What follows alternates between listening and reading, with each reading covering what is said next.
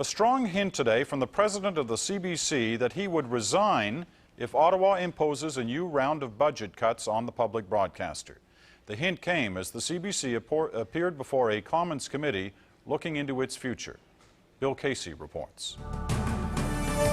The CBC came to impress, unveiling a fast-moving video that stressed the corporation's radio and television services across the country in both official languages.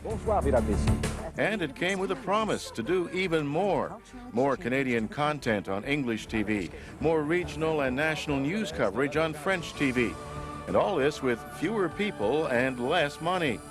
Over the next 4 years, the corporation plans a reduction of 1,000 jobs and foresees a budget shortfall of $180 million. The CBC says it can save $120 million of that on its own, but wants the Heritage Committee to come up with ideas on how to raise the remaining $60 million. It is impossible for us to find the other $60 million and to do it without damaging the service.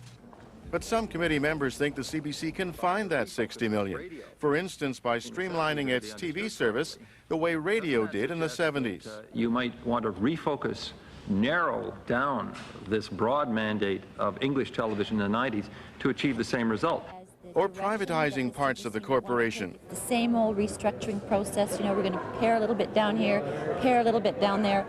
Heritage Minister Michel Dupuis has said the government's promise not to touch CBC financing for the next 5 years may have to be broken. Today, the CBC president was asked if he'd make deeper cuts if the government decides to do that. No. He was then asked if that answer meant he was putting his job on the line. It means I'm going to do everything in my power to prevent those scenarios from happening. But Era's plan will only work if the government sticks to its promise not to cut the CBC budget any further over the next 5 years and to find alternate sources of revenue. But as of today, there's no guarantee that either of these assumptions will happen. Bill Casey, CBC News, Ottawa.